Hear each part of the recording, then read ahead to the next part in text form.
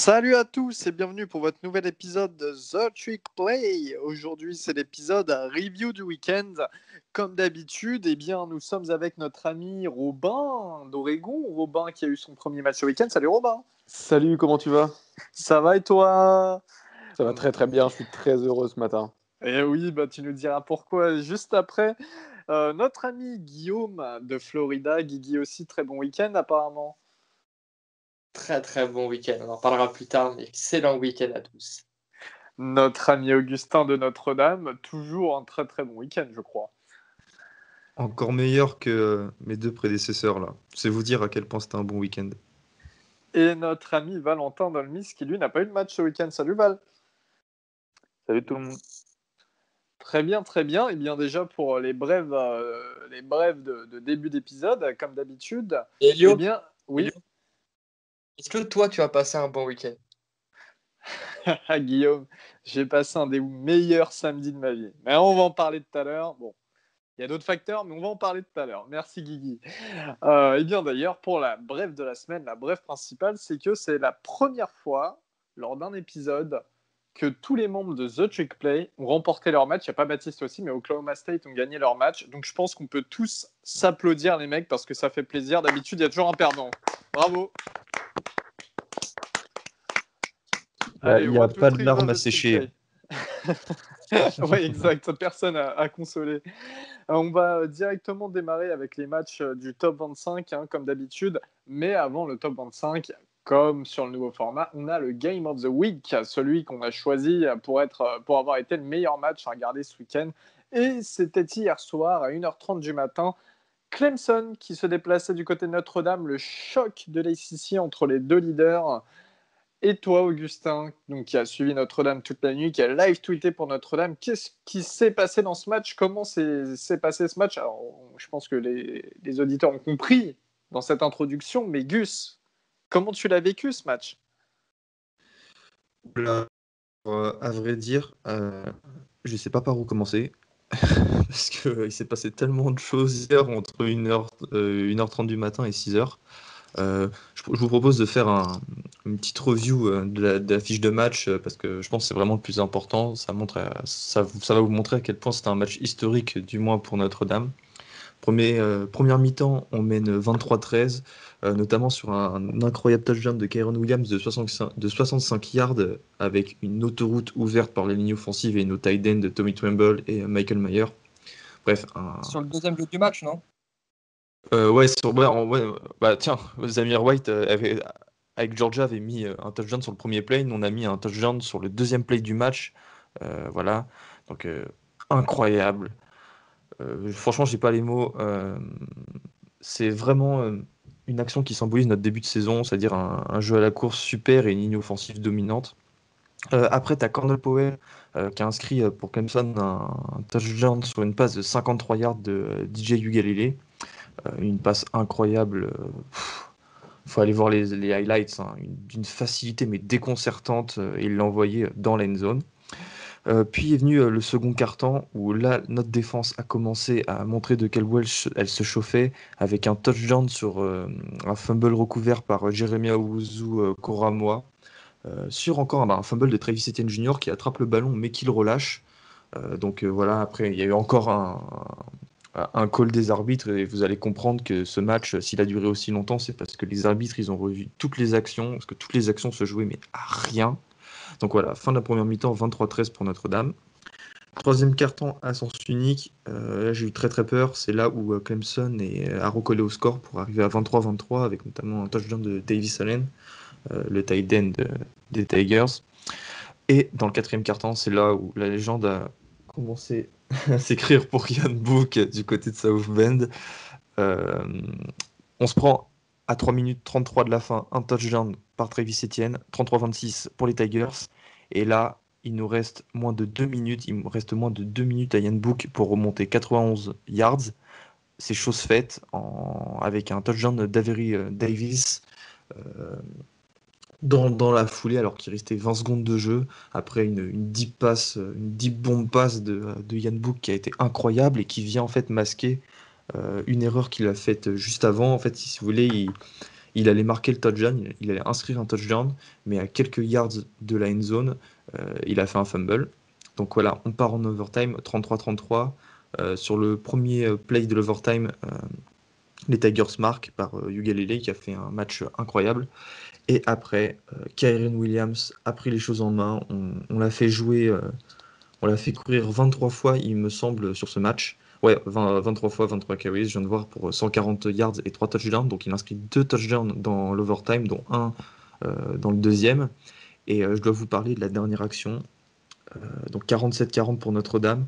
Il faut que Clemson marque sur cette action. Et on fait un back-to-back sack avec Ade Ogundeji et Deli Hayes, deux prospects NFL. Bon, ils seront en fin de draft, mais voilà, deux prospects NFL. Incroyable, avec après Deli Hayes qui fait la célébration de Jalen Smith qui faisait à Notre-Dame. Enfin, truc de malade. Et en fait, si vous voulez, on a repoussé les Tigers en 4e et 30 presque. Donc voilà, gros pick-up à cette défense. 4e et 24, je crois. 4e et 24, ok. Ouais, je crois que j'ai regardé le résumé ce matin, je crois que c'était à peu près ça. Une défense qui a été monstrueuse et qui a vraiment été on va dire, maîtresse de ce match. Et voilà, quoi, c'est un match incroyable. Je dois noter et je dois vous dire que il y a quand même 2 flops. Donc le premier, c'est les arbitres. Même s'il y avait plein d'actions litigieuses, ils ont abusé ils ont abusé avec l'arbitrage vidéo. C'est allé plusieurs fois dans notre sens, et ça, je vais pas leur reprocher, je reste de mauvaise foi, mais c'est aussi allé plusieurs fois dans le sens de Clemson. Donc voilà, c'était un mauvais arbitrage pour les deux équipes. Donc je pense pas qu'une des deux équipes puisse se sentir robbed, comme on dit aux États-Unis. Et un deuxième flop, c'est l'envahissement de terrain par les supporters de Notre-Dame au coup de sifflet final. Donc voilà, il y avait, je crois, 11 000 personnes dans le stade. Et il y avait tellement de joie. Cette victoire signifiait tellement pour Notre-Dame et ses supporters. Donc voilà, ça en dit long à quel point on respectait Clemson. Ils ont tous envahi le terrain. Donc voilà, Patrick-Ovitch, je pense qu'il va y avoir des problèmes à Notre-Dame dans les prochaines semaines. On va se prendre des grosses amendes. Des matchs vont sûrement être reportés ou annulés. Donc voilà, on verra ce qui se passe dans les prochains jours, mais voilà, c'est le gros carton rouge de cette rencontre. Mais bon, ça ne vient pas masquer notre victoire incroyable. Je vais vous sortir quelques petits stats, voilà, pour agrémenter ce match de la semaine. C'est la première fois depuis 1993 que Notre-Dame bat une équipe classée numéro 1. C'était Florida State à l'époque, cadeau Guillaume. Et Clemson était sur une série de 36 victoires consécutives en saison régulière. Et cette série a été stoppé par les Irish hier soir. Donc voilà, c'était un match incroyable et je vous conseille vraiment d'aller voir le résumé. Je ne sais pas si on peut parler encore de match de l'année, mais il sera dans le débat. Personnellement, beau match, excellent match pour t'avoir accompagné jusqu'au 3e quart-temps. Après, j'avoue que le sommeil m'a gagné. Mais excellent match. Encore une fois, Clemson, on sent vraiment le manque de Trevor Lawrence. Faut pas se mentir là-dessus. Mais Et ils se sont Ugalele, appuyés sur Travis Etienne aussi beaucoup. ouais, Mais Travis ça, Etienne voilà, vas-y, dis-le, Elio. Travis Fais-moi Etienne qui plaisir. rend quand même une mauvaise feuille de match, une très très mauvaise feuille de match quand même. Enfin, c'était 18 portées et 28 yards. Ouais, exactement. Travis Etienne, Un notre touchdown. D-line l'a détruit. Et je vous en parlais pendant la preview. Euh, je vous ai dit que notre défense allait être comment dire, les playmakers de ce match, les décideurs du sort de la rencontre. Et ce fut le cas. Notre D-line a été incroyable. Mais bon, Travis Etienne, on était beaucoup dans la boîte pour essayer de le contrer. C'est ce qui a marché, hein. Mais dès qu'il commençait à partir sur le côté pour aller recevoir les ballons de Ugalele, là, il nous a fait vraiment mal. Il a reçu beaucoup de ballons et voilà, quoi. C'est un running back multifacette, on va dire, aussi dominant à la course que dans les airs. Travis Etienne qui a fumble aussi d'ailleurs, on n'en parle pas assez, mais il a quelques petits soucis de fumble de temps en temps, Etienne. C'est tout? Personne n'a rien à rajouter sur ce match, messieurs? Ce match de la semaine? Moi juste, c'est encore une fois, c'est pour revenir sur Augustin avec le coup de gueule des arbitres. Les 5 dernières minutes de Clemson Notre-Dame, c'était à chaque jeu, il y avait des reviews. C'était les cinq minutes les plus longues de ma vie en foot. Et c'était n'importe quoi. Tous les jeux, c'était review parce que il y avait un bout de pied qui était potentiellement à terre. C'était n'importe quoi. Tous les jeux, il y a eu aucun call qui ont été faits, comment dire, au naturel. C'était OK, on se met derrière la vidéo. Et je pense que c'est un peu ma théorie du complot, qu'en fait, il y a eu beaucoup de calls pour éviter que Clemson perde le match. Mais Et genre, Dabo Swinney, j'ai beaucoup gueulé hier soir, mais ouais. il allait souvent voir les arbitres et notamment à un moment une interférence de passe qu'on a subie et les arbitres la sifflent et là tu as Dabo qui va parler aux arbitres et après il reverse le call dans la foulée. Donc voilà, loin de moi l'idée de faire le complotiste, mais Non, ça moi non commence plus, à faire beaucoup avec Dabo. je fais pas le complotiste, c'est juste que enfin, je trouve Non, il y a non, mais quand je même suis d'accord avec toi. il y a eu beaucoup trop de reviews pour que ça soit normal. Enfin, aucun match, enfin, même en finale nationale, il n'y a jamais autant de reviews que ça. Alors pourquoi Clemson Notre-Dame, il y a autant de reviews? Enfin, je sais pas, ça m'a paru bizarre. Et Moi, si je peux juste dire un petit mot vas-y. là-dessus, mon avis un peu extérieur, parce qu'en soi, j'avais pas de vrai chouchou sur ce match, c'était, je pense qu'en fait, les arbitres avaient tellement peur de foirer un call et de décider ce match qui était, enfin, faut le dire, qui était un match magnifique et que ils avaient tellement peur que ce match se termine sur une erreur d'arbitrage qu'en fait ils ont pris le parti de dire on va prendre du temps, on va faire durer le match 6 heures s'il le faut, mais ça sera pas nous qui allons décider du sort de ce match. Alors ça a pris du Ouais, temps, enfin, ça a fait des Guigui, reviews peut-être. Non, mais après moi je sais pas, mais pour la deuxième mi-temps, je l'ai pas vu. Pour le coup, je vais être très honnête, parce que je me suis endormi, j'étais claqué. J'ai mon cœur qui est redescendu du match des Gators, j'ai eu un coup de barre. Mais je, j'imagine bien en tout cas ce raisonnement qu'auraient pu avoir les arbitres. Enfin, Guigui, après en overtime, il y a un moment, je me rappelle, où tu as les arbitres qui oublient un face mask sur un joueur de Notre-Dame. Je sais plus c'était qui, mais il était affreux le face mask. Enfin, Ouais, il n'y a affreux, pas affreux. besoin, il y a pas besoin de le revoir pour le voir, quoi. Et les mecs, ils passent complètement outre ça, ils le voient pas. Heureusement, je Ça aurait crois, pu nous Notre-Dame coûter le marque match, ouais. derrière. Ouais, c'est ça, c'est ça. C'est que derrière, c'est Yann Mouk qui fait une super course. Mais je veux dire, ok, tu prends 10 ans pour pour revoir des actions et tout, mais il y a tellement de choses qu'ils ont oubliées pendant le match et surtout en overtime. De toute façon, tous les week-ends, je vais gueuler contre les arbitres, mais c'est chaud, quoi. C'est quand même chaud. mais non, clairement, et enfin pour clôturer le débat, c'est vrai que, enfin, juste pour que les auditeurs ils se rendent compte, il restait 3 minutes dans le match de Clemson et il restait 8:30 quelque chose comme ça, dans le match d'Oregon, qui commençait à la même heure. Et donc, dans le quatrième quart-temps, 8 minutes restantes dans le quatrième quart-temps, 3 minutes restantes à Clemson. Le match d'Oregon a fini avant. J'ai eu le temps d'aller me brosser les dents, d'aller me changer et d'aller mettre, comment dire, d'aller mettre dans mon lit. Il restait encore 22 secondes sur le chrono pour Clemson Notre-Dame. Enfin, c'était tellement long et j'ai même pas vu le dernier TD. Enfin, j'ai pas vu le dernier drive de Clemson parce que je me suis endormi devant tellement ça prenait du temps. T'as C'était, raté quelque chose, mon pote. bah, j'ai pas vu les back-to-back sacks en fait. Enfin, j'ai pas juste avant je me suis endormi, mais je m'endormais littéralement devant mon ordi. C'était, enfin, Ça, on va dire que ça a participé c'était à hyper la long. légende pour les fans de Notre-Dame de cette rencontre, quoi. On Ouais, retiendra en partie l'école des arbitres. Et je pense qu'on va terminer cette page Notre-Dame-Clemson sur quelques stats. Donc pour Clemson, Ugalele, 439 yards et 2 touchdowns. C'est le backup de ah Trevor ouais, Lawrence. Voilà, je le rappelle. Ugalele, Incroyable, tellement hein, fort. Je pense incroyable. qu'on peut faire 1 minute dessus. Excellent. Enfin, passer de Trevor Lawrence ils ont déjà leur QB pour le futur et Ouais, sans enfin, hésiter. il est tellement fort. Le premier match, j'étais pas, je le trouvais bon, mais il faisait quand même quelques erreurs ou on voyait que c'était un peu un downgrade sur Trevor Lawrence. Là, quand il va progresser l'année prochaine, ça sera un monstre. Enfin, le mec, c'est top 5 pick déjà assuré pour quand il va se présenter à la draft. Hein. C'est ça le pire. On est C'est reparti pour quelques années de Clemson. on est reparti. Clemson, le nombre de QB qu'ils ont, ils passent de Deshaun Watson à Trevor Lawrence à DJ Yokelele.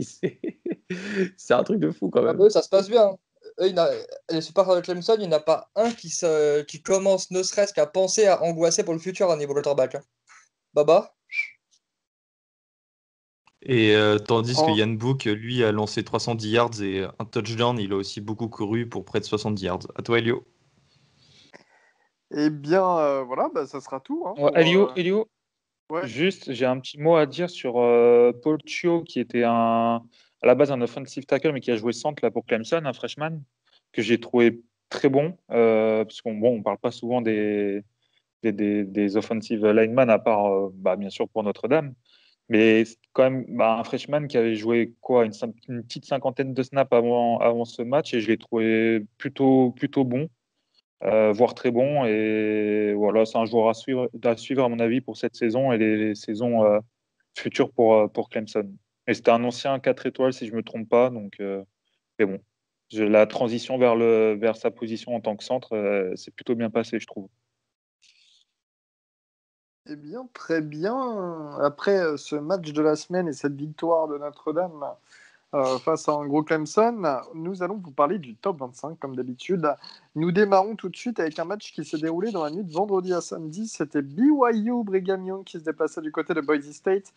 Et grosse victoire 51-17 de BYU. Encore un gros match de Zach Wilson, le quarterback qui monte de plus en plus très rapidement, même dans les tableaux de draft. Wilson, c'est 359 yards, 2 touchdowns. À la course, c'est Al Geier qui aussi effectue une très très bonne saison. 123 yards, 2 touchdowns pour 14 portées. Très rapidement sur BYU, toi Valentin, tu as regardé ce match, je crois. L'équipe, c'était écraser Boise State comme ça, c'était pas forcément attendu. L'équipe, elle est quand même séduisante cette année. 8 victoires, 0 défaite. Ouais, on a regardé avec Robin. Après, le petit truc pour Boise State, c'est que ils ont fini avec leur troisième QB, si je me trompe pas. Et ils ont Parce même que fait rentrer leur QB4 à un moment. Sur ouais, deux drives, il me semble qu'ils ont fait rentrer leur QB4. c'est ça. Donc c'était Finnegan qui a joué principalement le match. Et donc il finit à 182 yards, 2 TD, une inter. Ouais, il s'est pas trop mal démerdé, on va pas se mentir, mais ce que je disais à Robin, qui parlait beaucoup de Zach Wilson et de l'attaque, ce qui est vrai, hein, depuis le début, je dis qu'elle est excellente, mais la défense de BYU, enfin, on se rend pas compte, mais ça laisse rien passer.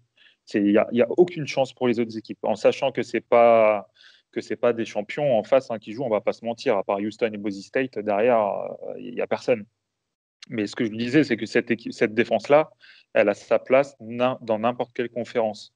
Des mecs comme Chris Tonga, Kaufossi, El Bakri, tout ça, c'est fort, les gars, c'est très, très fort.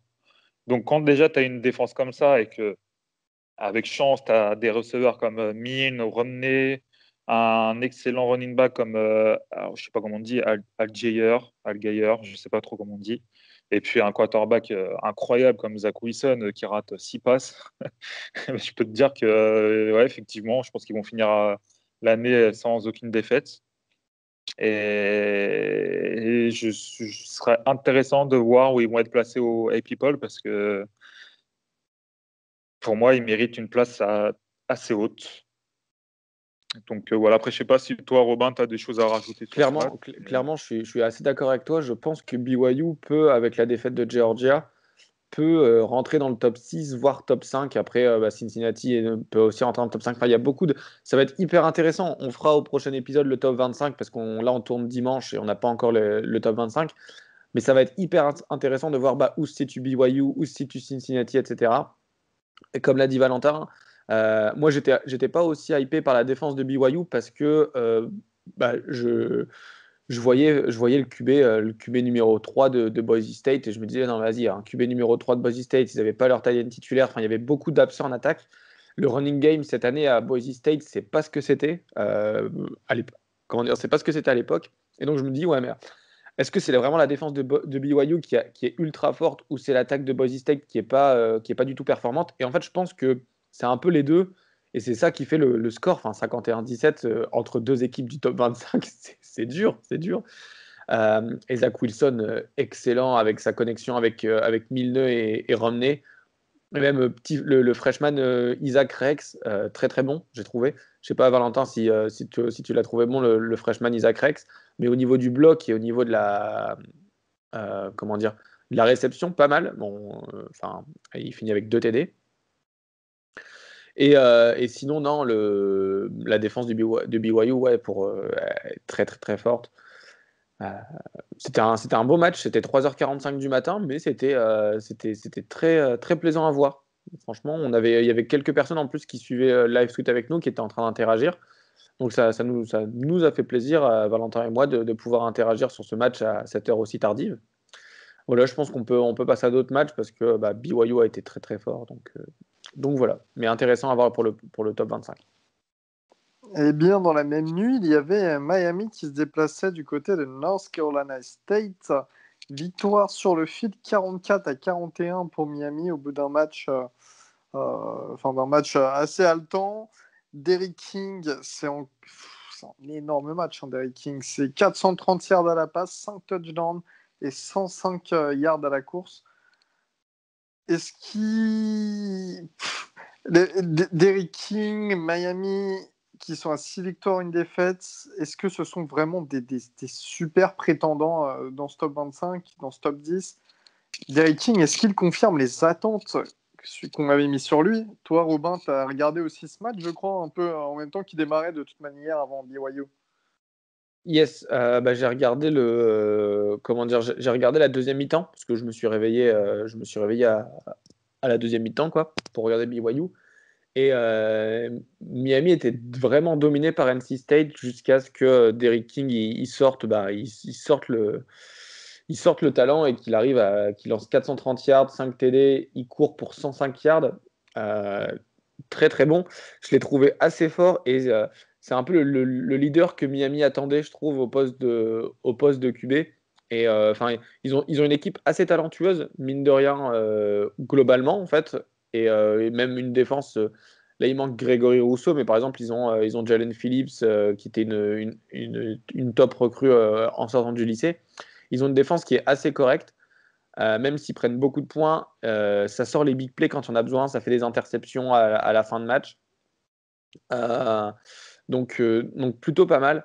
Et non, Derrick King vraiment fort. Je ne sais pas si c'est un prospect NFL en tant que tel, un peu à la même manière que Sam Ehlinger. Je ne veux pas faire de comparaison, mais comment dire, un peu à la même manière. C'est un bon joueur de college football. Est-ce que ce sera un bon joueur NFL? Je ne sais pas. Mais en tout cas, gros match. Et ils ont su remonter au score, notamment dans le 4e quart-temps. Donc voilà, dommage pour NC State qui faisait mine de rien un bon match assez solide. Et voilà, non, c'est vrai que Miami, ça a bien joué. 44-41, ça aurait pu être un des matchs de la semaine, mais il y a eu beaucoup de matchs très intéressants. Donc voilà. Et en parlant de matchs très intéressants, eh bien, du côté de la SEC, il y avait un choc. C'était Florida qui se déplaçait du côté de Georgia. Alors clairement, je m'en rappelle en début de saison et en preview, en pré-saison, Guillaume, on était tous unanimes, et toi le premier, tu avais dit que ça serait le match, je pense, déterminant à la course pour la SEC Championship pour rejoindre Alabama. Qu'est-ce qui... Guigui, vas-y, je te laisse. Je sais que tu as envie d'en parler. Je sais que là, vraiment, je pense que c'est le match dont tu as le plus envie d'en parler. Alors, si vous avez 3 heures devant vous, écoutez le podcast. Je sais, j'ai tendance à faire long des fois, voire souvent, mais bon. Là, je pense que vous pardonnerez sur cette fois. Tu mérites. Non, je ferai pas ligne par ligne. Tu mérites. Tu fais pas ligne par ligne, mais tu mérites. Comment parler de ce match? J'ai eu 3-4 attaques cardiaques pendant ce match, on va pas se mentir. Hein. Je pense que la première a eu lieu au bout de 4 minutes de temps effectif, où on était mené 14-0. Donc là, moi, devant ma télé, c'était what? Ah bon? Ça se passe comme ça en fait? Et ouais, non, du coup, très, très gros début de match de l'offense de Georgia, qui mettent un TD sur le premier jeu hors kick-off du match avec une course de 75 yards de Zamir White. Derrière, nous, on fait un 3 and out très peu convaincant, on va dire, où on prend un first down, je sais plus, on fait un drive très court. Derrière, Georgia marque 14-0 du coup. Donc là, sur Twitter, il y en a qui se sont donnés à cœur joie. Hein. les Paco, les Zappa, les Victor Rouillet, tout ça, là, sans donner un cœur joie, mais avec plein d'amour, j'aurais répondu que ce match venait de commencer. Et là, on a un monsieur qui s'est réveillé et par lui, une attaque, c'est Kyle Trask.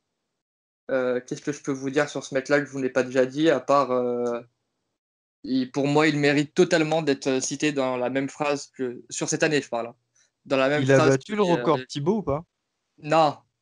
Je voulais en venir un peu plus tard, mais vu que tu en parles maintenant, non. Il a échoué excuse. pour 8 yards. Il échoue pour 8 yards du record à la passe. Ah, mais il y a une sorte de justice surcoté, quand même. surcoté. Du record de nombre de yards à la passe dans l'histoire des Gators. Alors, sachant que pour les plus historiques d'entre nous, même si Baptiste n'est pas là, on a eu quand même des très bons QB à Florida. Quand on va sur les Steve Spurrier, les Danny Werfel, tout ça, on a eu du très gros QB. Des fois, j'ai l'impression que vous parlez de Baptiste comme s'il avait 70 ans, le pauvre. Mais non, mais c'est l'encyclopédie. C'est l'encyclopédie de l'équipe. Lui, évidemment, il connaît ces noms-là, tu vois, c'est l'encyclopédie. Ouais, et en top QB, vous avez aussi Cam Newton, non, il était fort avec vous, non? Il a fait quelques petits stats. Il a fait quelques... Ouais, pour rester plus sérieux, Rex Grossman qui avait fait un gros passage chez nous. Et Cam Newton qui en a fait un trop court, à mon avis. Mais il a quelques stats. Hein. Il a des TD avec les Gators. Mais voilà. Qu'est-ce que vous dire à part que Kyle Trask contre la défense de Georgia, qui n'est quand même pas la défense de Joel Clodo, hein, ça a fini à 30 sur 43, 474 yards, 4 TD, une inter. Bonjour, en fait. Voilà, juste bonjour. Sachant qu'en fait, à la mi-temps, si je dis pas de bêtises, on en avait mis 38. C'est ça, 38. On menait 38-21 à la mi-temps. Donc en deuxième mi-temps, on a vraiment, ce qui m'a assez énervé pour le coup, ce sera un de mes mauvais points du match, c'est faut qu'on arrête de laisser les équipes espérer. On en parlait juste avant off. C'est quand tu mènes 38-24 à la mi-temps, tu peux pas finir à 44 points. C'est surtout dans un match pour moi qui n'a jamais été vraiment terminé jusqu'à la fin du quatrième quart, parce qu'il y avait toujours Georgia qui pouvait espérer, qui était à 1 TD, qui était à 2 TD, 17 points. Contre une équipe comme Georgia, sur un gros match comme ça, où tout peut jouer sur un flip de momentum, faut pas relâcher faut pas relâcher le gaz, pour la petite métaphore automobile. Mais voilà, après, Dan Mullen, même si je lui en veux un peu de ne pas avoir donné dans les 5 dernières minutes ce petit passing play pour Trask pour aller chercher le record. Ce mec est un génie offensif. Qu'est-ce que vous voulez que je vous dise? On a Kyle Pitts, on a des receveurs, on en a par-dessus la tête, tellement on en a qui sont bons. Et quand tu regardes le box score, nos deux leaders à la passe, c'est 2 running backs. On les a ouverts avec des swings et des des tracés wheel tout le match. On les a fait manger ça tout le match, et tout le match s'est passé. C'est un truc que j'avais quasiment jamais vu depuis le début de la saison. Donc ça, c'est vraiment un truc qui avait été bossé pour ce match. Et quand tu finis avec Malik Davis qui finit à 5 réceptions, 100 yards, Naquan White qui finit à 3 réceptions, 71 yards, c'est autant d'intelligence de jeu. Moi, ça me fait autant plaisir, ça me fait tellement plaisir. J'ai beaucoup aimé ce match. Autre petit point négatif, ça a été la blessure de Kyle Pitts qui se fait littéralement assassiner. Il n'y a pas d'autre mot. D'ailleurs, tu as des nouvelles faut en parler de ça. T'as des nouvelles? J'ai pas des nouvelles, j'ai pas eu le temps encore d'écouter la conférence de presse de Dan Mullen. Après, il parle très rarement des blessures. Donc, à mon avis, j'aurai pas beaucoup plus d'infos pour l'instant. Dès que j'ai des infos, je les ferai partager, il n'y a pas de souci. Mais ouais, voilà, on a eu ça. On a eu une blessure aussi de notre garde droit, le transfert de Mississippi State, Stuart Reese, qui lui non plus n'est pas revenu. Donc on a eu un true freshman qui a beaucoup joué et qui a très bien joué, Brown. Et du receveur de Georgia sur leur deuxième touchdown, il me semble. Ouais, il y a une grosse blessure que je dise pas de bêtises, c'est Marcus Rosemi. Ouais, c'est ça. J'ai pas vu l'action en direct parce que j'avais des problèmes de connexion. La cheville en L. Ouais, voilà, apparemment c'est plus ou moins la même blessure que Dak Prescott. de ce que j'ai pu lire ou quoi. Donc ça c'est pareil, on n'aime pas trop voir ça. Après, pour le coup, j'en parlais, je sais plus, sur Twitter. C'est à part la blessure de Kyle Pitts, qui est un réel attentat, il n'y a pas d'autre mot, où le mec, c'est un targeting d'école qui vient juste chercher le casque de A à Z. Le reste, il y a eu beaucoup de blessures dans ce match, mais c'est vraiment, que ça soit côté Gators ou côté Georgia, c'est vraiment la faute à pas de chance. C'est pas des play dirty, c'est pas des actions où tu vois le mec chercher à blesser. Euh, la blessure de Marcus Rosemere, elle en est l'exemple typique. Il se fait plaquer à la fin, enfin il se fait hit à la fin du jeu, un peu avant d'entrer dans la end zone. Et en fait, si j'ai bien compris, en fait, sa jambe passe sous le corps du DB des Gators et se plie en quatre. Enfin, c'est resté un match quand même assez propre. Nous qui annoncions tous un combat du UFC, c'est resté assez clean, à part le hit sur Kyle Pitts qui est sorti sur Protocol Como. Donc voilà, après. D'ailleurs, le mec qui a mis le hit, lui aussi, il est sorti sur Protocol Como. Ouais, lui aussi, il est Protocol Como. Là, pour le coup, je me réjouis jamais des blessures, mais à part un cher, j'ai rien autre à dire, tu vois. Enfin, c'est bon. Après, on va me dire, c'est avec la vitesse du jeu, machin. Quand tu baisses la tête, que tu mets pas les mains et que tu regardes le sol, tu t'attends à rien que à choper un casque. Je suis désolé. Enfin, voilà. Après ça, c'est mon avis. Si le mec avait regardé en face de lui, avait gardé la tête levée comme on t'apprend à plaquer, bah déjà, tu, tu vois que l'intention n'est pas faite pour blesser. Alors, targeting ou pas targeting, tu vois l'intention, elle n'est pas forcément là pour blesser et tu peux l'éviter. Enfin, tu vois ce qui se passe en face de toi, en fait. Là, quand tu baisses la tête, quand tu regardes le sol, tu vois rien de ce qui se passe. Donc, tu peux rien improviser. Donc voilà. Après, je vais quand même parler un peu de notre défense parce que elle a fait un bon match en faisant un match pas non plus incroyable. Parce que bon, on va quand même si c'est pas des QB stars, et ça, ce n'est archi pas mon problème. C'est juste la faute de Kirby Smart qui sait pas développer des joueurs et qui ne sait pas garder des bons joueurs. Hein, parce que depuis tout à l'heure, on parle d'un mec qui s'appelle Justin Fields, mais il faut se rappeler qu'il a transféré à Ohio State en provenance de Georgia parce qu'il n'avait pas de temps de jeu. Bien joué Kirby. Mais voilà, leurs deux quarterbacks finissent à 9 sur 29 pour 112 yards, 2 TD, 3 inter. Donc on les a quand même bien muselés. Tout le rushing game de Georgia est fini à 165 yards avec les 75 yards sur le premier play. Donc franchement, c'est pas mal du tout. Ça fait à peine 100 yards entre Zamir White, James Cook et Hamilton. Donc on les a quand même bien muselés, je trouve. Mais voilà, après, moi, ce qui me fait vraiment peur, c'est que parce que là, pour être très honnête avec vous, même s'il faut prendre match après match, on connaît tous la rengaine, là, les matchs qui nous restent, on doit les gagner. Même si le match contre Arkansas, avec le retour de Philippe Foix, me fait un peu flipper, enfin, ça, on en parlera plus tard. On doit tous les gagner. Donc, la prochaine grosse échéance, c'est le SEC Championship Game contre Alabama. Et on a eu un nombre, mais sans déconner, ça doit être 6 minimum de 10 passes où en fait, s'ils ont un QB juste ne serait-ce que potable, on prend 60 pions. Je l'ai dit sur Twitter, j'en parlais, on prend 60 pions. À chaque fois, on est 3 yards derrière et t'as pas le droit à la compte ta race d'être 3 yards derrière quand t'es en cover 3. Putain, ça me rend ouf.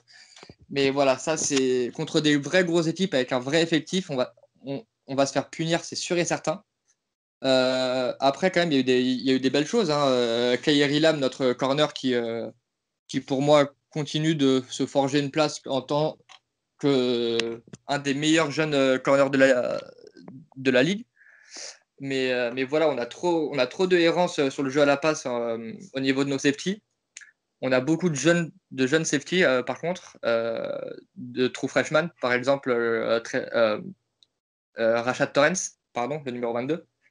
Mais voilà, ça va falloir vraiment bosser ça parce que sinon, Alabama, ils vont se faire un malin plaisir à jouer de la 4 verticale tout le match et nous allumer dans le dos tout le match.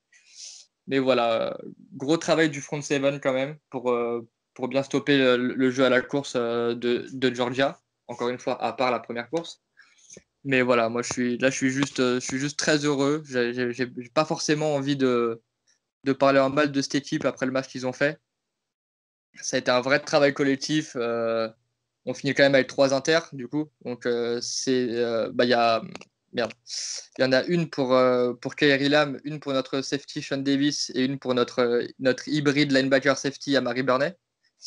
Et donc voilà, en soi, un très beau match. Ça faisait 3 ans qu'on n'avait plus battu Georgia.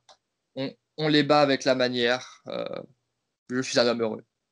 Eh bien, très bien. Belle victoire en tout cas de la part de Florida face à Georgia. Hein. Grosse victoire et sûrement une des plus importantes de la saison qui vous permet de passer... Heisman. Voilà, je finirai là-dessus. Ça milite. Du côté de l'American, Houston qui se déplaçait du côté de Cincinnati. Et grosse victoire comme prévu de Cincinnati, 38-10. Un touchdown à la passe, 3 à la course pour Desmond Ridder, le quarterback de Cincinnati. Pas grand-chose à redire sur ce match. Michigan en Big Ten qui se déplaçait du côté d'Indiana. Et c'est encore un upset pour Michigan, les amis.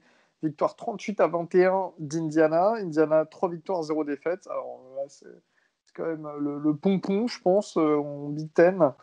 Michigan, une victoire, 2 défaites. Ça n'a pas été flamboyant. J'ai personnellement un peu regardé ce match. Il y a eu... Leur quarterback à Michigan, Joe Milton, il fait 344 yards, 3 touchdowns. Bon, voilà. Mais il y a rien, quoi. En fait, il n'y a rien. C'est des touchdowns en fin de match, clairsemés. Enfin, voilà, Indiana menait 24-7 à la mi-temps. Michigan, vraiment, c'est terrible. C'est terrible. On m'avait annoncé que Michigan, de toute manière, ça semblait assez problématique d'avance, malgré le fait qu'ils aient toujours des bons prospects qui arrivent chez eux. Et Baptiste, qui n'est pas là, mais a soulevé une bonne question sur la tête d'Arbao, le coach de Michigan, s'il allait tenir jusqu'à la fin de la saison. Oklahoma State, en parlant de Baptiste, en Big 12, qui se déplaçait du côté de Kansas State, et Baptiste qui a tremblé jusqu'à la fin de ce match. Victoire 20-18 d'Oklahoma State sur le fil, après avoir été mené 12-0 à la mi-temps. Ça s'est joué en deuxième période. Un match qui n'était pas beau à voir. Et vraiment, je pense que vous l'avez vu via le compte Twitter The Trick Play. On a mis un petit message que Baptiste nous a envoyé en privé. Pas grand chose à dire non plus. Un match pas du tout, enfin une victoire pas du tout convaincante pour Oklahoma State face à Kansas State qui sont un peu dans le moins bien ces derniers temps. Voilà, on va pas non plus s'éterniser sur ce match. Oklahoma State qui en soit à 5 victoires, une défaite tout de même. Ça se prend, mais ça confirme pas leur place pour continuer à être aussi haut dans le top 25, malheureusement, à mon avis. UMass qui se déplaçait, l'université du Massachusetts qui se déplaçait du côté de Marshall, victoire 51-10 à Marshall, de la part de Marshall, encore une fois, pas de suspense, et Grant Wells, c'est 3 touchdowns, le quarterback de Marshall. SMU, les amis, qui se déplaçaient du côté de Temple qui ont bien tenu face à SMU, mais victoire Ouais, finalement. mais le dernier quart-temps de SMU a été incroyable. Ils ont inscrit 27 points dans le sillage de Shane Buechele qui a été vraiment très bon avec 355 yards et 4 touchdowns. Et à noter que Junior Ao a réalisé 2 plaquages. Le Français avec une grosse victoire 47-23 des SMU. Kansas qui se déplaçait du côté d'Oklahoma. Kansas, on avait dit, les paillassons de la Big 12 malheureusement. Et Oklahoma, énorme victoire, 62-9. C'est même plus du football. Cependant, Spencer Rattler, c'est seulement 212 yards, 15 passes complétées sur 27 et un touchdown. Est-ce toujours inquiétant pour le quarterback pour le quarterback des Sooners? Un QB rating de Il y a 40. un mec qui a fait une attaque là. Un mec qui a fait une attaque là, dans le podcast. Défibrillateur, vite! Non, attendez, un QB rating de 45.8 contre Kansas, et même moi je fais mieux. Arrêtez 2 secondes là, ça y est, c'est fini. Est-ce que Spencer Rattler sera le premier choix overall de la draft 2022, Robin? Oui, la draft XFL. Oh non, ça a été racheté par The Rock. Du respect pour les XFL. Non, mais vas-y, les gens ils vont penser que je suis sérieux. Non. Voilà, c'est tout, passons à autre chose. C'est comme ça, sans façon. Alors, ça, c'était le match de la Pac-12 qui se jouait à 9h du matin du côté de Los Angeles. USC qui recevait Arizona State, premier match de Pac-12 de la saison. Match très, très, très serré. Je pense que, Valentin, tu vas pouvoir nous donner les scores et tes impressions de ce match. Toi qui as regardé cette magnifique équipe de Californie du Sud. Ouais, bah, du victoire 28-27 de USC. Euh, alors, c'était un match assez particulier, je trouve, parce que pendant au moins allez, la bonne première mi-temps, je trouve qu'il méritait rien du tout, USC. Euh, Il faut dire que c'est Jadon Daniels, je sais plus. Je sais plus son prénom, le quarterback Jadon de. Daniels. Ouais, Daniels, ok. Le quarterback d'Arizona State n'a pas été, je l'ai vraiment pas trouvé fou. Il me fait vraiment penser à un Jordan Love en moins bon. Donc, voilà, je lui porte pas un grand amour. Il Et finit à venant 11 chez sur 23. Valentin, c'est très dur de me parler de Jordan. C'est ça, il finit à 11 sur 23, 134 yards, 1 TD. Il lançait des balles vraiment, elles étaient jamais précises. Il servait énormément de ses jambes, comme il en atteste à ses 111 yards. Donc très bien, on sait que c'est une de ses grosses qualités. Mais après, je vais pas tiré de plan sur la comète, hein. C'est le premier match. Il joue USC, même s'ils n'ont pas fait un gros match. Voilà, je vais attendre quelques matchs avant de parler sur lui. Mais c'est pas un QB que je trouve forcément exceptionnel comme certains le disent ou le trouvent. Bon, on verra bien de ce que ça donne. Mais pour parler un peu plus de USC, je trouve un peu plus intéressant avec Kendon Slovis, pardon, qui finit à 40 sur 55 passes, 381 yards, 2 TD, une inter, que j'ai pas trouvé vraiment ouf. Là, même si c'est que le premier match, là, quand tu lances 5, 6, 7 fois dans le match sur des doubles ou triples couvertures, il y a un moment où tu vois pas ce qui se passe devant toi, quoi. Donc, je veux bien que son gars, Amron Sanbron, le frère d'Equanimus, il le kiffe. On peut le comprendre, c'est un bon receveur. Mais enfin, faut arrêter de lancer pour lancer. Et puis, il mettait énormément de temps à certains moments pour lancer les ballons. Il avait l'air un peu perdu. Il ne savait pas s'il devait lancer ou pas. Il lançait sur des double, triple couverture. Enfin, on ne sait pas trop ce qu'il voulait faire à des moments. Après, en deuxième mi-temps, il s'est quand même bien rattrapé. Hein, mais c'est pas un match exceptionnel. Autre petit star de USC, c'est le receveur Vaughn qui est fini avec 7 réceptions, 53 yards, qui prend un fumble horrible. Je ne sais pas à quel moment tu cours avec un ballon comme ça sur le côté. Enfin, c'était affreux. Si je me trompe pas, c'était comment il s'appelle, Merlin Robertson, le linebacker d'Arizona State, qui fait le fumble. Si vraiment je me trompe pas, je suis pas sûr de ça. Enfin, ils ont vraiment eu du mal USC. On va attendre un petit peu hein, avant de les juger, mais en attaque, moi, j'attends beaucoup mieux. En défense, Ufanga et Gao Teote ont fait enfin un bon match. Je les ai trouvés vraiment très présents et assez forts pour un premier match. Voilà, après. Et ouais, du coup, en parlant de Robertson, linebacker, il finit à 10 plaquages, donc 5 solos et un tackle for loss. Voilà, un bon match de son côté. Voilà, pas plus que ça à dire. Je ne sais pas si peut-être Guillaume veut rajouter quelque chose. Ah, il finit avec une Ouais, interception aussi, pardon. ouais, j'avais juste vraiment un petit truc tout rapide à dire. Sur ce Ah, Guillaume, match, tu peux. ouais, sur ce match, le duel entre Sam Brown et le corner Jad Jones d'Arizona State, pour moi, était quelque chose de toute beauté. Ça s'est rendu coup pour coup. Euh, c'est deux joueurs que j'aime beaucoup personnellement et je vais continuer à les regarder cette saison, les deux. Même si Jad Jones il a un muff punt, il fait un super match et voilà. Donc c'est deux noms que vous pouvez retenir. Juste, ouais, je me corrige, c'est celui qui fait le fumble, c'est Chase Lucas, le DB, qui est excellent, qui est senior, qu'il faudra regarder pour cette draft. Et du coup, Merlin Robertson qui fait l'interception, qui est de toute beauté. Ça, je me replace un peu les images en tête, et qui est vraiment incroyable. Il fait preuve d'une grosse agilité, et ça va plaire au scout NFL. Et ouais, juste pour conclure la dernière phrase, enfin, le choke de Arizona State est énorme.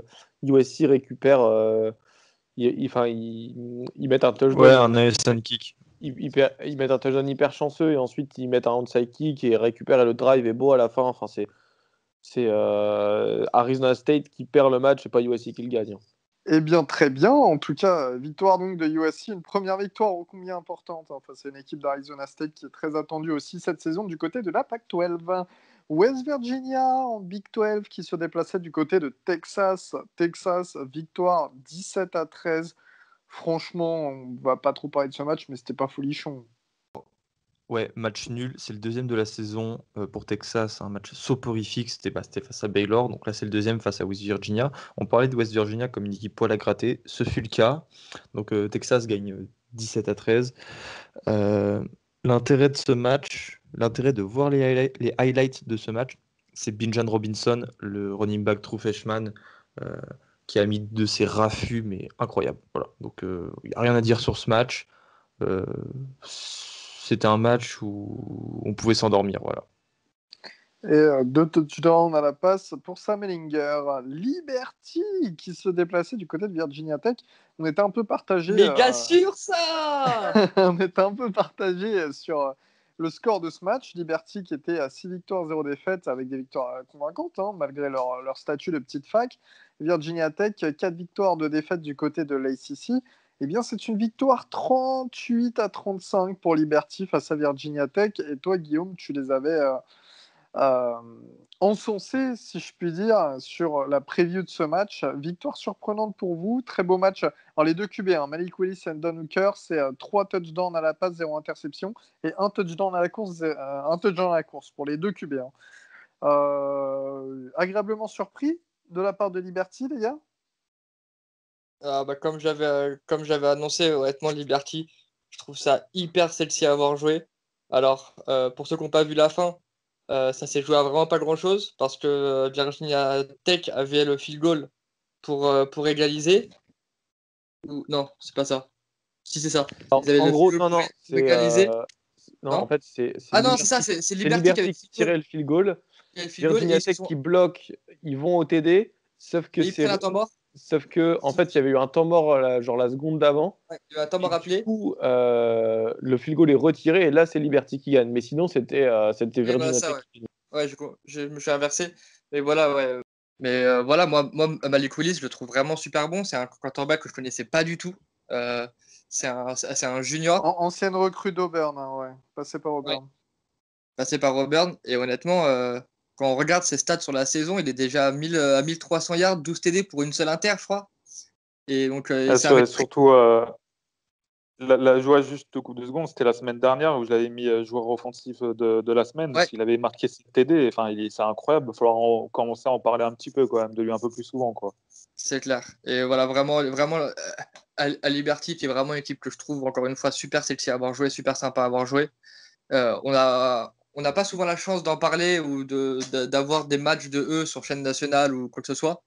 Et donc là, vraiment, si vous pouvez regarder un match de Liberty, regardez-en, ça vaut vraiment, mais vraiment le coup.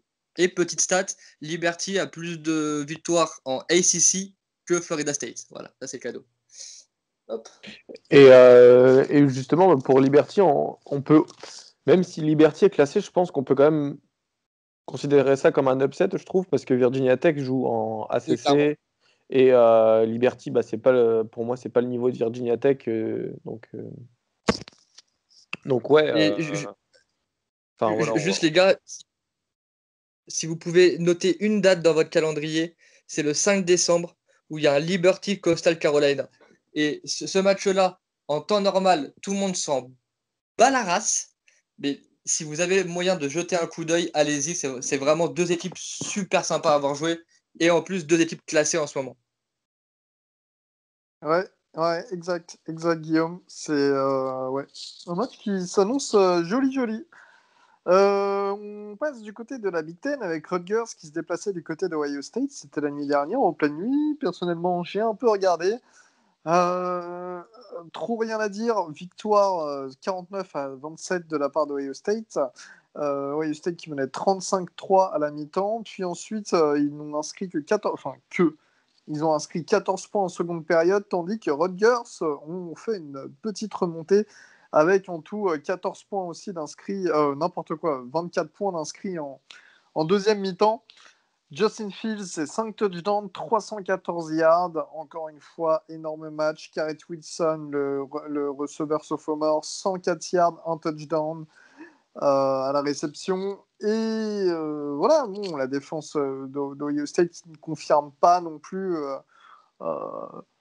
Enfin, comme on l'avait dit, c'est un petit peu leur point faible cette saison, si on peut appeler ça un point faible.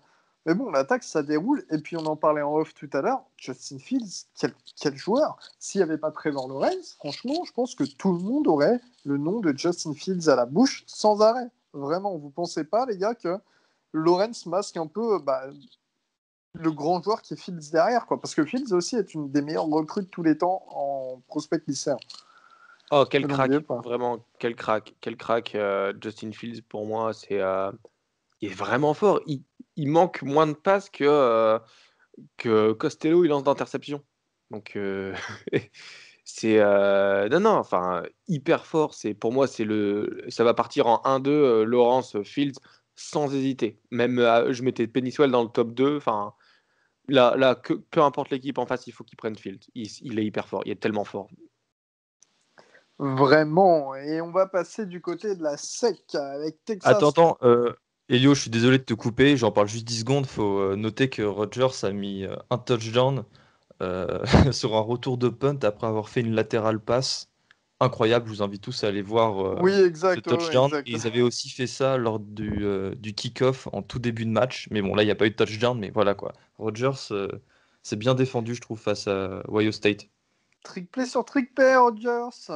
On est vos C'est amis. ça, adepte des triplets. Texas A&M qui se déplaçait du côté de South Carolina en SEC. Grosse victoire 48-3. Texas A&M qui ont terrassé South Carolina. Il n'y a rien d'autre à dire. Kellen Mond, très gros match. 4 touchdowns à la passe. Isaiah Spiller, 131 touchdowns à la course. Enfin bref, Texas A&M qui ont roulé sur South Carolina. Et je pense qu'on peut quand même un peu fermer notre clapet sur ce qu'on disait en début de... Merde, Robin, tu dois partir alors on va passer à Stanford, Oregon. Tu dois vraiment partir maintenant. Ok. Non, vas-y, je vais le faire maintenant et je partirai après parce que je dois juste aider une pote. Et vas-y, on peut le faire maintenant. Je termine juste C'est un Texas. truc de ouf avec ses potes, lui. Et je pense qu'on peut un peu fermer notre clapet sur Texas A&M parce qu'en début de saison, on disait que c'était un peu soporifique, qu'on n'allait pas avoir une grande saison de leur part. Et bien là, ils sont à 5 victoires, une défaite. Et ce ne sont que la plupart des victoires convaincantes tout de même. On passe tout de suite à la Pac-12 et au match de notre pote Robin Oregon qui recevait Stanford. Robin. Ah là là, si tu pouvais voir mon sourire là actuellement, c'est fou. Le match à 1h30 contre Stanford. À noter que Stanford était sans leur QB titulaire qui, quelques minutes avant, il me semble que c'est 2 heures avant le match, qui a été mis comme contact tracé. Enfin, il y a quelqu'un qui a eu le Covid et lui, c'est le cas contact d'un cas contact, un truc comme ça. Et du coup, ils n'ont pas voulu prendre de risque et il a été écarté du jeu. Donc c'est le QB West, le QB, du coup c'est un QB junior qui est le QB remplaçant normalement qui a starté. Le West, il finit à 13 sur 19, 154 yards, mais c'est pas le plus important. Le Stanford, en fait, ils ont beaucoup joué à la course. Notamment avec Jones qui fait 20 portées pour 100 yards et 2 TD. Gros match de gros running game de la part de Stanford. C'est là où a pêché Oregon, c'est clairement le running game. Les linebackers, ils ont beau être hyper forts individuellement, ils prenaient pas les bons trous et on a beau avoir le meilleur gars et s'il prend pas le bon trou pour stopper la course, ça marche pas. Donc assez dommage. Un peu à l'image de l'année dernière, on se fait rouler dessus pendant 80 yards et arrivé dans les 20 derniers yards, on a la meilleure défense du pays. C'est un truc de fou. Dès qu'on est dans notre red zone, on fait rien passer. C'est clairement cool, mais d'un côté, il y aura un moment où une équipe elle va marquer beaucoup plus en red zone et on va se faire fumer. C'est un peu la seule peur que j'ai actuellement. Au niveau comment dire, du turnover, ça c'est un gros problème. On a fait 2 turnovers. Donc on a fait comment dire, 3 turnovers. Ouais, pardon. On a fait 2 turnovers. On a fait une interception de Tyler Shaw qui lance sur un cover 3. Enfin, il y a 3 joueurs au milieu du terrain et il lance sur ça. assez moche. Et ensuite, Cyrus Habibi-Likio qui fait un fumble sur un cutback, qui perd la balle tout seul. Enfin bref, pour revenir sur Tyler Shaw, qui est le quarterback actuellement qui remplace Justin Herbert, de 17 sur 26, 227 yards, un touchdown, une interception donc. Et clairement, il a couru. Pour les plus anciens, on parlait tout à l'heure des anciens QB de Florida. Un QB, Tyler Shaw, il me fait beaucoup penser à Dennis Dixon, dans le sens où il est pas mal à la passe et il court plutôt bien. Je le compare pas à Marcus Mariota parce que Marcus Mariota, c'est le GOAT. On va attendre un peu de comparer un mec qui a joué un match à Marcus Mariota, mais il me fait penser à Dennis Dixon. Tyler Shaw, donc, à la course, il finit avec 85 yards, 11 portées, un touchdown. Et il a utilisé ses jambes en fait pour dès que la ligne elle était un peu en souffrance.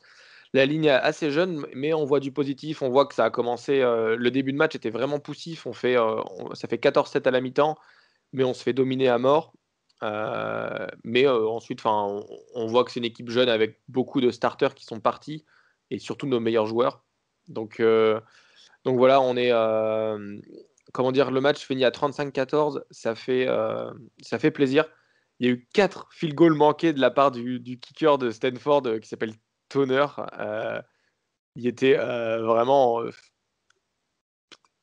nul, éclaté. Il a raté des field goals dans les 10 yards, dans les 20 yards. Robin. Il était éclaté. Non, mais moi, je peux avoir une bourse à Stanford, hein, je vous le dis, si je kick mieux que ce mec. Hein. Et non, vraiment, match avec plein de, comment dire, plein de bonnes choses, plein de points positifs. On va construire sur ça pour nos prochains matchs. Sachant que pour ceux qui s'intéressent, j'ai eu beaucoup de messages sur Twitter.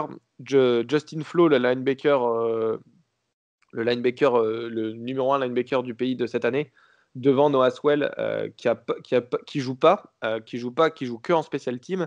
Et pourquoi il ne joue pas? Parce que on va faire un peu une réponse collective. C'est parce qu'il a un problème de lecture. En fait, il se place pas bien. Au niveau lycéen, ça marchait très bien. Il n'y avait pas de souci parce que c'était le plus fort physiquement. Mais là, s'il manque un appel, un trou, etc., et ça finit en touchdown de l'autre côté. Donc voilà, c'est pour ça qu'il joue pas actuellement. Il joue qu'en special team. Il a d'ailleurs mis un gros hit sur special team. Et sinon, Noah Swell, le linebacker, qui a partagé le rôle de Will Linebacker avec Drew Mattis. Et Drew Mattis qui va finir sur le banc d'ici 2 matchs. Noah Swell, le frère de Penny Swell, extrêmement fort. Aussi fort que son frère, ça va devenir. Ça a la possibilité de devenir une légende. Déjà, rien que dans son premier match, on a vu des gros hits, des percées, etc. Il était vraiment pas mal. Donc voilà, c'est à peu près tout ce que j'ai à dire sur ce match. Une grosse, une grosse marge de progression pour toute l'équipe, surtout en attaque. Et voilà, la semaine prochaine, on joue Washington State. Donc voilà. Il me semble que Valentin avait une question pour moi. Ouais. Alors, certes, ton QB, il utilisait plutôt bien ses jambes à la course, mais je trouvais que dans la poche, il était vraiment en galère. Je le trouvais très pâteau, très peu de petits pas d'ajustement. Et ce qui lui a Alors, ouais, fait défaut sur certaines passes. c'est clairement, t'as absolument raison. Il n'était pas hyper confortable de par le fait que la ligne, c'est une toute nouvelle ligne en fait. Personne n'a été starté. Enfin, personne ne revient d'avoir été starté, même pas Pennyswell. Et il y a eu un peu de mal sur la ligne. Je pense qu'il a un peu paniqué. C'est son premier match aussi, mine de rien. On va pas se mentir. C'est son premier match en tant que titulaire. Il a un peu paniqué. Et l'année dernière, il avait joué contre USC un peu parce qu'on avait mis 50 points à USC, quelque chose comme ça. Et donc, il avait joué un peu, mais du coup, il jouait derrière la ligne qu'on connaissait à Oregon l'année dernière. Et je pense qu'il a un peu paniqué. Et c'est vrai que les petits pas, il faut que Joe Moorhead, le coordinateur offensif d'Oregon, le coach pour rester un peu plus dans la poche. Mais quand il avait un peu de temps, il a fait des beaux lancers, je trouvais. Et nos receveurs, ils sont plutôt bons cette année. Je pense à Micah Pittman, le frère de Michael Pittman, le receveur des Colts maintenant. Micah Pittman, il a fait une super réception à une main. On a Jalen Redd et Johnny Johnson qui ont été hyper bons aussi. Donc voilà, c'est assez plaisant pour cette équipe d'Oregon de voir cette équipe d'Oregon jouer. Ça a été dur à se mettre en route, mais de bonnes possibilités par la suite. Donc voilà, plutôt un bon match, je suis très content. Et j'ai juste une petite question avant de passer à la suite. Toner, le kicker, c'était pas un mec qui était prévu pour être un des meilleurs kickers à la prochaine draft ou à celle d'après? Si. Alors en fait, je t'explique, c'est comme Michael Turk qui s'était présenté à la draft, je crois même qu'il s'était allé au combine, mais au dernier moment, et j'ignore la raison, parce que je vous avoue que les kickers, enfin, j'aime bien les kickers, hein, mais ça m'intéresse pas trop lors du combine. Ils sont revenus en college football. Donc, si vous avez des informations, les gars. Ouais, Ils ont en réussi fait, à avoir des passes droits à cause du Covid, plus ou moins. Genre, ouais, c'est ça. Ils n'ont pas pu. j'avais entendu ça. Ouais. Ils ont pas pu pareil pour Turk de Arizona State. Ils n'ont pas pu se avoir. En fait, déjà, ils n'ont pas signé avec un agent. C'est ça qui leur a permis d'avoir le passe droit. Mais ils se sont présentés sans signer avec un agent et ils n'ont pas eu comment dire, de private workout, des trucs comme ça à cause du Covid. Et donc, c'est pour ça qu'ils ont pu revenir après. Mais Toner, non, il était mauvais. Il était mauvais. Il, il rate. Il rate un field goal dans les 20 yards, un field goal dans les 40 yards. Enfin, c'est. Non, non, non, non, c'est très moche. C'est moche. Dégueulasse. En tout cas, félicitations à vous pour cette victoire Bah, face merci, à Elio. Stanford. C'est un plaisir. Je t'en prie, mon frérot, je t'en prie. South Alabama qui se déplaçait du côté de Coastal Carolina en Sunbelt. Victoire 23-6 de Coastal Carolina. Victoire attendue. On ne va pas en parler. On en avait parlé en preview. Baylor qui se déplaçait du côté d'Iowa State pour clôturer ce top 25. L'upset évité de la part d'Iowa State, mais vraiment évité de peu. Je sais que Valentin, toi, tu as regardé ce match. Ouais, juste attends, parce que je trouve pas le match pour les stats. Ah, il est là. Attends, je reprends. Ouais, bah du coup, victoire 38-31 d'Iowa State avec une grosse remontée pour Iowa. Brock Purdy, qui était annoncé comme un des meilleurs quarterbacks de la prochaine QV parmi les autres, fait pas un bon match, je dirais peut-être pas un très mauvais match, mais il fait vraiment pas un bon match. Il finit à 15 sur 24, 164 yards, 3 TD, mais 3 interceptions. Iowa qui peut dire merci plutôt à son jeu à la course, notamment avec Hall, même si au niveau des moyennes à la course, c'est pas terrible, ça finit à 4,3. C'est toujours ça. Charlie Collard, que je crois c'est Robin qui aime vraiment bien, il finit avec 3 réceptions, 45 yards, il finit comme le meilleur receveur de cette partie pour Iowa State. Mais moi, vu que je connais un peu plus Baylor, je vais plus m'attarder sur eux. Et ils ont un peu changé leur façon de faire. Au début de l'année, ils misaient beaucoup sur le jeu à la course. Là, depuis 2-3 matchs, ils ont complètement arrêté. Au niveau du jeu à la passe, on est sur des on est passé sur des petites moyennes passes.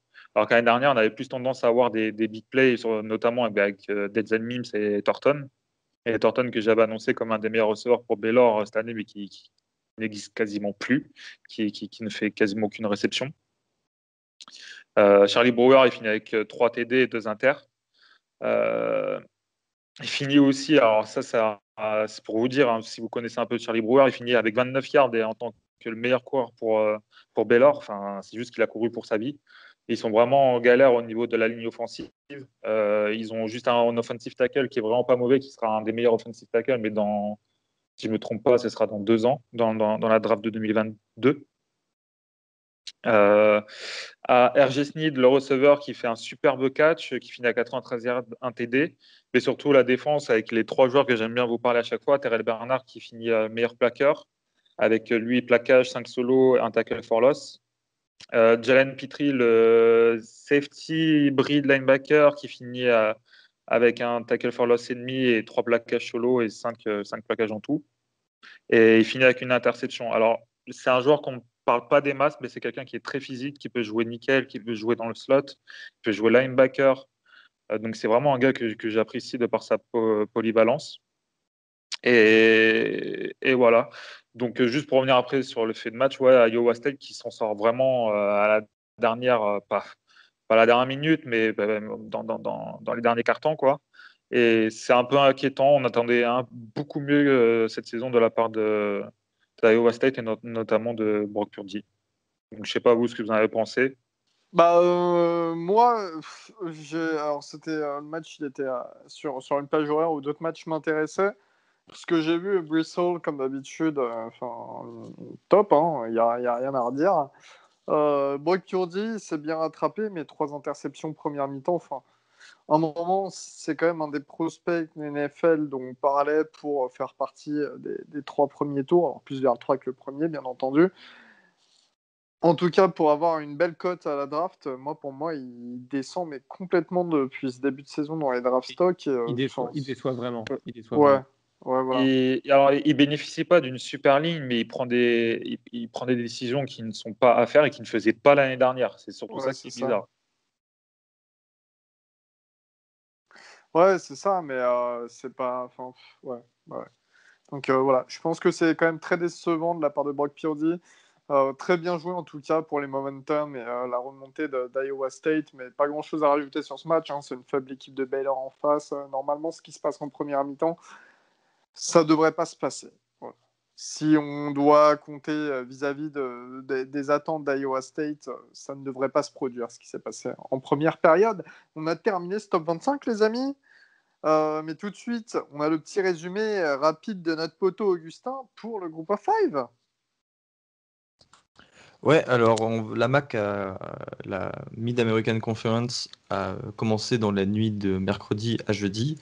Alors Kent State a battu Eastern Michigan, Western Michigan a battu Akron, Buffalo a battu Northern Illinois avec un super match de Jared Patterson et Jordan Avicet, le français qui a été mis à contribution. Dans le choc de cette conférence, Central Michigan a battu Ohio 30-27, Miami at Ohio a battu Ball State et Toledo a battu Ball Green. C'était aussi dans la nuit de vendredi à samedi. Utah State s'est fait exploser par Nevada 34-9, ce qui a valu le limogeage du coach. Puis Wyoming a perdu à Colorado State 34-24. Donc voilà, deux bons matchs dans la nuit qui nous ont mis en jambes pour ce week-end incroyable. San Jose State a battu San Diego State 28-17 avec notamment un bon match de Greg Bell, le running back de San Diego State. 109 yards et un touchdown, l'héritier de Rashad Penny. Dans les autres matchs, South Florida a failli créer l'upset de la semaine en group of 5 en perdant malheureusement 33-34 face à Memphis. Brady White 437 yards et 4 touchdowns. Tulane a battu East Carolina 38-21. Louisiana a battu Arkansas State 27-20 et rendu une fiche de 6 victoires et une défaite. Et Appalachian State a battu Texas State. Texas State, une équipe qui montre des belles choses mais qui perd de rien à chaque fois et sur un bilan de 1 victoire pour 8 défaites. Donc voilà, victoire d'Appalachian State 38-17. Et aussi, j'ai oublié, Fresno State qui a battu l'université UNLV donc à Las Vegas sur le score de 40-27. Merci bien, Gus. Tout de suite, pour terminer cet épisode, on vous fait un résumé très rapide des autres matchs qui restaient dans le Power 5. Déjà, on va du côté de l'ACC. On vous a parlé de Miami, on vous a parlé de Clemson, de Liberty qui ont défait Virginia Tech, mais North Carolina ont été du côté de Duke, qui est une belle victoire de North Carolina, 56-24, avec notamment Samuel, 4 touchdowns, 3 à la passe, 1 à la course. Et Javonte Williams, le running back star de North Carolina, avec 3 touchdowns à la course et 151 yards. Pas trop de difficultés pour North Carolina. Boston College qui se déplaçait du côté de Syracuse. Syracuse en grosse difficulté cette saison, mais petite victoire tout de même pour Boston College, qui a un match un peu plus compliqué que d'habitude. Victoire 16-13 de Boston College, donc face à Syracuse. On fait des bisous à notre pote de Syracuse France. Pittsburgh qui se sont déplacés du côté de Florida State. Pittsburgh 41-17. Ça a été quand même la déculottée pour Florida State. Il y a eu des actions de fou quand même, les gars, dans ce match. Ouais, moi j'ai un petit peu regardé. Donc évidemment, l'attaque a été très bonne parce qu'il pouvait compter sur le retour de Kenny Pickett. Mais moi, ce que je veux surtout avancer comme statistique, c'est la défense de Pittsburgh qui a été, mais une fois de plus, incroyable. Là, je vais vous dire les quelques stats. Attendez, voilà. 7 sacs. Bon, la ligne offensive de Florida State, elle n'est pas très réputée, hein, on s'en faut.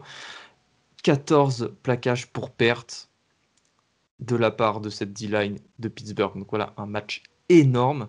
Et ils ont aussi fait 3 interceptions, dont une interception qui s'est transformée en touchdown. Donc voilà, défense stratosphérique de Pittsburgh.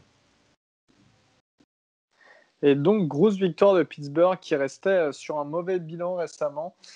On passe tout de suite à la SEC du côté de Florida, donc qui se sont imposés à Georgia, comme on l'avait dit. Texas A&M qui ont remporté leur match face à South Carolina, mais Vanderbilt qui se déplaçait du côté de Mississippi State. Et Mississippi State, ce n'était pas KJ Costello, le quarterback, c'était Will Rogers cette fois-ci, celui qui avait remplacé plusieurs fois Costello lors des derniers matchs. Eh bien, petite victoire. Attends. Ouais. Attends, pardon, Costello ne joue plus?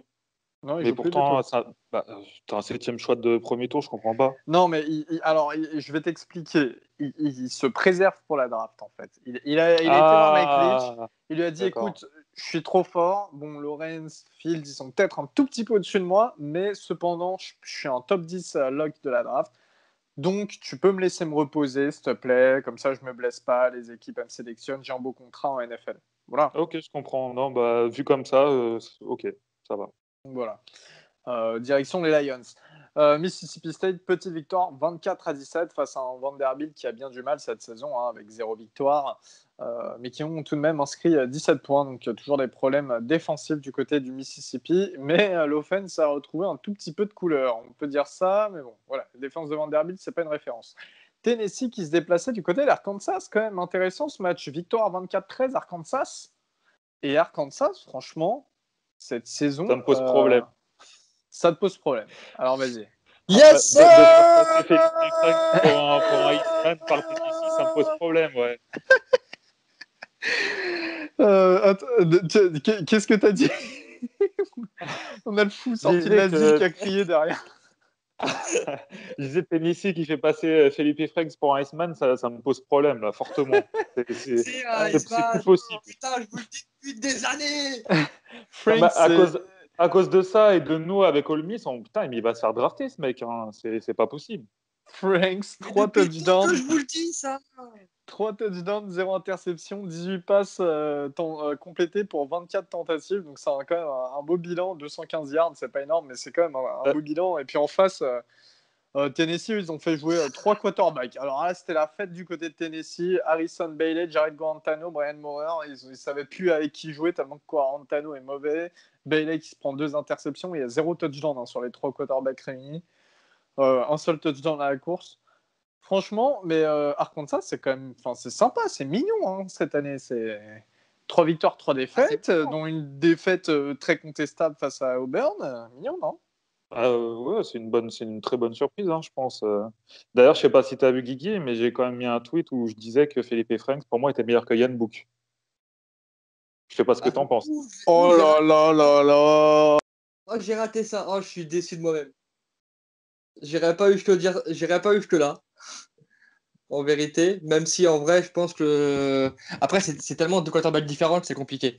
Mais en tout cas, pour revenir à ce que tu as dit, pour moi, je le dis depuis la off-season, depuis l'année dernière, French sera drafté et French sera un roster NFL. Ça, je n'en doute pas. Ouais, bon, après, Franks, il joue pas dans toute l'équipe de Arkansas, il n'y a pas que lui. Hein, non. À chaque fois que j'en parle, je suis le premier à le dire que, par exemple, leur receveur Treylon Burke, j'adore. Ils ont une défense qui est honnêtement, qui est pour moi une très grosse surprise cette saison. Voilà, je ne savais pas comment le tourner, mais leur défense, ça joue Arkansas. Attention, hein, c'est pas juste pour rigoler Arkansas, une défense. Non, ils ont une vraie défense.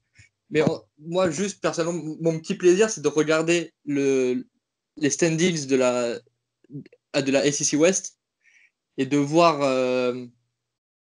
Arkansas devant LSU. Oh là là. Vous savez même pas à quel point c'est jouissif. En tout cas, ouais, c'est vrai que l'année dernière, en voyant LSU, on ne serait pas attendu à ce qu'Arkansas soit devant eux cette année. Merci le bon Ed. On passe tout de suite à la Big Ten. La Big Ten avec Nebraska qui se déplaçait du côté de Northwestern. Northwestern, 3e victoire, 0 défaite. Les gars, victoire 21-13 face à Nebraska. Bouge bée quand même, hein. Northwestern, c'est la première fois depuis 2000 qu'ils commencent la saison avec 3 victoires et 0 défaite. C'est chapeau, avec la grosse victoire face à Maryland. Un bon QB, une bonne O-line. C'est pas mal quand même. Des bons recrutements aussi. Ouais, bon recrutement, en effet. Ouais. Elio, juste là, on parle de plein de matchs, c'est super sympa tout ça là. Mais vas-y, maintenant, c'est moi qui interromps le direct.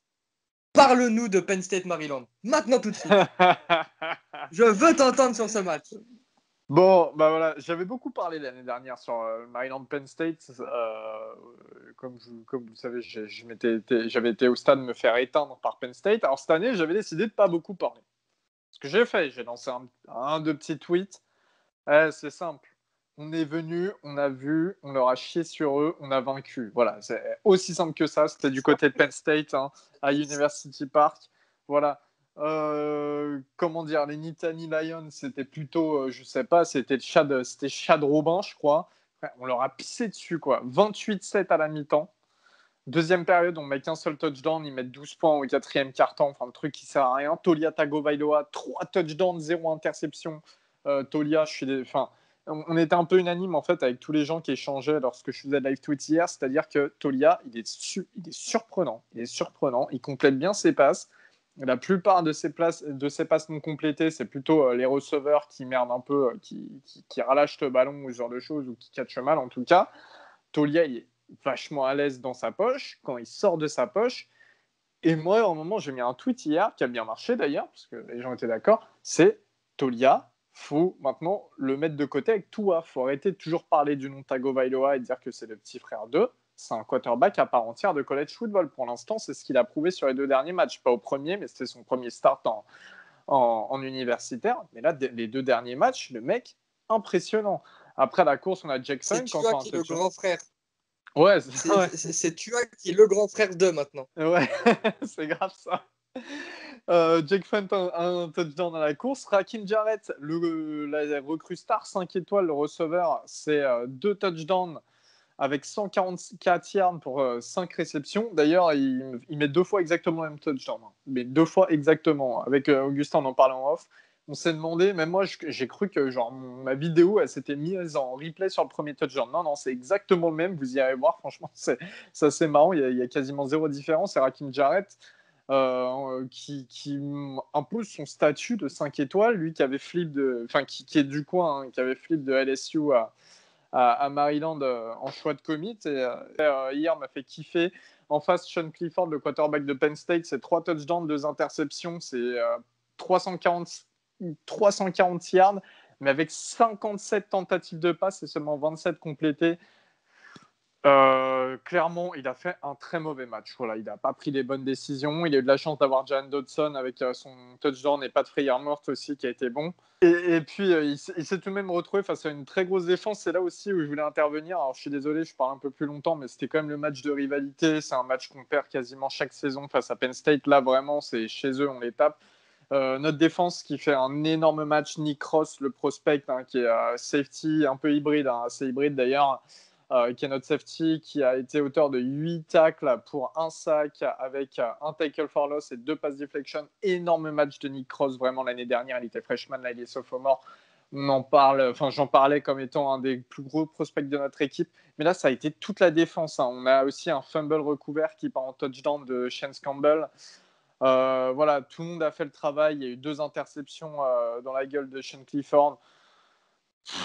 Moi, franchement, voilà, je ressors. Enfin, quand une fois que les joueurs ont commencé à s'adapter à la nouvelle tactique de Loxley, une fois que les joueurs sont arrivés aussi, les nouvelles recrues, parce qu'il y a pas mal de freshmen qui jouent. Loxley, c'est l'offensive coordinateur de Bama. Je l'ai déjà dit aussi dans le précédent épisode. C'est lui qui a créé Tua, c'est lui qui a créé toute l'offense de Bama pendant 2-3 saisons.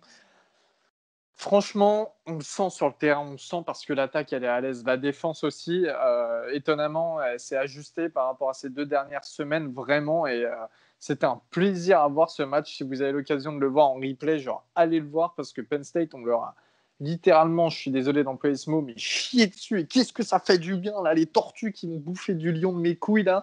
Et voilà, voilà. Allez, les gars, On vas-y. va devoir mettre bon, le moi, je parle podcast plus. en plus de 18 bientôt. Ouais, c'est clair. Ouais. Et puis voilà. Mais bref, grosse victoire en tout cas de Maryland 35-19 face à Penn State et ça fait plaisir. Dommage. Enfin, on a quelques équipes comme Indiana ou Northwestern qui sont en 3-0 pour l'instant Big Ten, donc qui affrontent le top 25, pas Maryland. Mais je pense que là, quand même, on a des victoires qui sont plutôt satisfaisantes là, avec cette victoire face à Penn State, mais aussi la victoire la semaine dernière face à Minnesota. Minnesota d'ailleurs qui se déplaçait du côté d'Illinois. Victoire 41-14 de Minnesota. Pas trop de problèmes pour l'attaque de Minnesota et notamment Mohamed Ibrahim qui avait été auteur de 4 touchdowns face à Maryland. Et bien, il était auteur de 4 touchdowns face à Illinois. Voilà la course. Pas de souci là-dessus. Et Michigan State qui se déplaçait du côté d'Iowa. Énorme victoire d'Iowa 49-7 après leur déconvenue face à Northwestern la semaine dernière. Et Michigan State, le quarterback Rocky Lombardi qui avait fait mal à Michigan la semaine dernière, eh bien, s'est pris 3 interceptions pour 0 touchdown. On va passer à la Big 12. La Big 12, avec un seul match qui est resté en Big 12 hors top 25, Texas Tech qui se déplaçait du côté de TCU, donc pour le derby texan de la semaine. Victoire 34-18 pour Texas Tech, pour TCU, pardonnez-moi. Pas grand chose à redire. Je vais être honnête avec vous, perso, je n'ai pas regardé le match. J'ai vu quelques actions parce que c'était en pleine nuit et je regardais Notre-Dame, mais voilà. Du côté de la Pac-12, donc la nouvelle entrante, la Pac-12, eh bien UCLA qui se déplaçait du côté de Colorado. Colorado qui avait pris une belle avance sur ce match avant de se faire rattraper tout juste par UCLA sur la deuxième période. Et c'est une fin de match, Colorado qui menait de 21 plus 14, de 35-14 à la mi-temps. Et puis UCLA qui inscrivent 28 points en deuxième période, tandis que Colorado n'inscrit que 13. Victoire 48-42 des Buffaloes, quand même, qui recevaient donc l'équipe de Los Angeles. Les amis, c'est quand même un bon départ pour Colorado. Un départ très surprenant, tant qu'on attendait UCLA en face, quand même. Ouais, bah, c'était un beau match. J'étais en train de regarder autre chose. Je regardais Oregon, du coup, j'ai pas trop vu. J'ai regardé les highlights. Il a été pas mal, Dorian Thompson, Robinson, là. Ouais. Non, sinon Colorado, bah, assez plaisant à avoir joué. 4 turnovers à noter dans le match. Colorado, il force 4 turnovers. Donc voilà, c'était assez cool. Et bonne attaque, Colorado, avec le start de Neuer, leur nouveau quarterback, qui a été élu QB1, je crois qu'il n'y a même pas une semaine ou 10 jours, quoi. Enfin, voilà, très, très récemment. Et puis aussi leur running back, c'est Broussard, son de famille, 187 yards pour 3 touchdowns. Jarek Broussard, le sophomore, donc, qui est peut-être dans la lignée d'un Philippe Lindsay, qui était running back à Colorado, notamment. Washington State qui se déplaçait du côté d'Oregon State. Washington State, victoire 38-28 face à Oregon State. Pas grand-chose à dire là-dessus. Ça te fait plaisir que les Beavers, tes voisins, Rob, aient perdu ce match face à Washington State? Je t'avoue que non, je m'en foutais. Que ce soit Wazoo ou Oregon State, je les aime pas les deux. J'aimais bien. Très bien.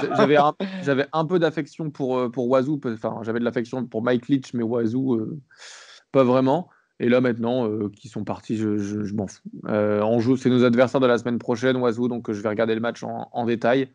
Mais non, que les deux gagnent, ça ne m'aurait pas posé de problème. Sachant qu'on va taper Oregon State bientôt, donc bon, pas de souci. Très bien. Eh bien, on va pouvoir terminer cet épisode là-dessus.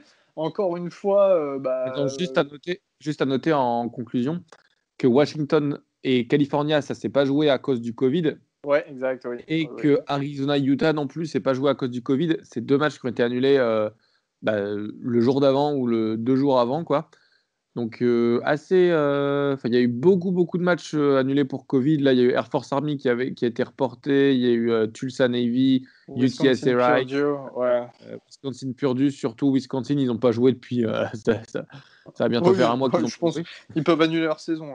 Ah ouais, franchement. non, mais eux, ici, il manque. Enfin, voilà. Mais non, beaucoup de matchs annulés en Pac-12, 2 matchs alors on en a que 6, c'est-à-dire que Washington et California vont jouer que 5 matchs, que Arizona et Utah vont jouer 5 matchs aussi.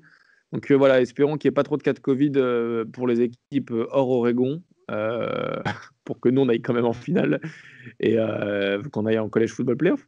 Ouais, saison très spéciale, hein. Très spéciale. Eh bien, en tout cas, merci de nous avoir écoutés, les amis. On est tous contents parce que toutes nos équipes ont gagné ce week-end, donc pour la première fois dans le podcast. Je vous tease quand même un petit truc. Préparez-vous. Il y a une petite surprise qui arrive bientôt. Voilà, il y a une petite surprise qui arrive bientôt pour les 1 an du podcast. Dans 5 jours, on fêtera dans 1 an. Donc, juste préparez-vous, c'est tout ce que je vous dis.